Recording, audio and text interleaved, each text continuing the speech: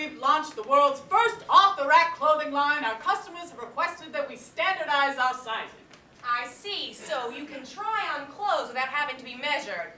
Logical. Yeah? All right, Mr. Barney, please take us through the sizing of the men's line. Certainly. Men's pant sizes will be based on waist and inseam measurements. Yes, for example, if a man's waist is 40 inches around, then the pants would be a size 40. Yes. Oh, simple and straightforward. All right, let's move on to women's sizing. Oh, well, we've run into a bit of a problem with the women's sizes, sir. Yes, because it's boring. Who cares about women and their women things? Oh, good win! Oh, yes.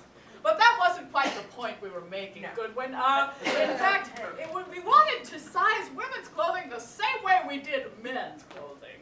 Okay, so if a woman's waist were 29 inches, she would be a size 29. Easy enough? Unfortunately, we couldn't do that. Why not? Well, women's minds are too fragile to understand the large numbers that directly correspond to the inches around their waist. I see your point. Yes. A woman would not like to be called a size 29. It would be emotionally detrimental. My wife would scream if she was a size 29. And most women even count to 29. Oh! Good win! Now, let's give the ladies some credit. After all, they understand cooking recipes, and I can't bake to save my life. Yeah. That's true. You know what?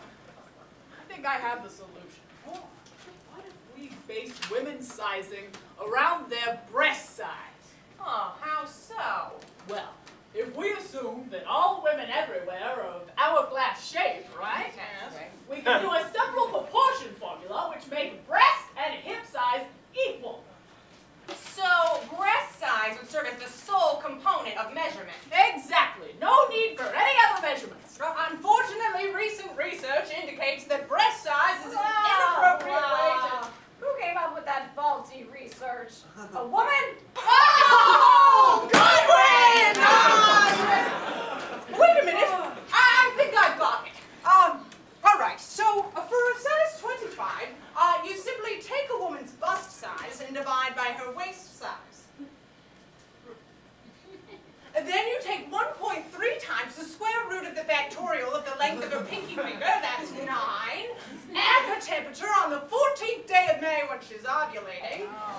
Then you add the average number of minutes it takes a woman to knit a baby blanket, that's 22. Yes, and then you subtract how many times a woman vacuums the carpet each year, that's 4.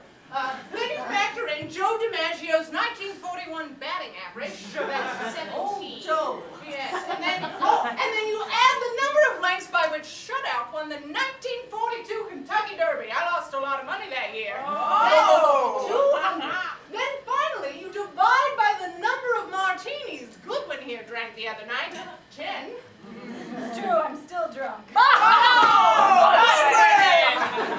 right, you add, subtract, divide, factor, square root, and that gets us a size 2. A size 2?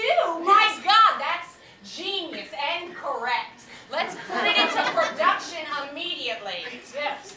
And let's also change sizing slightly every year so all women believe that they're getting slimmer. My wife would love that. Yes, and let's introduce sizing like extra, extra small and 00, so that even the very largest woman is only a large. Fantastic. Yes, and let's also keep our sizing system a secret from all the other stores, since our sizing system is perfect.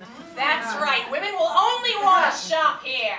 Yeah. As if my wife needs added incentive to shop with my hard-earned man money.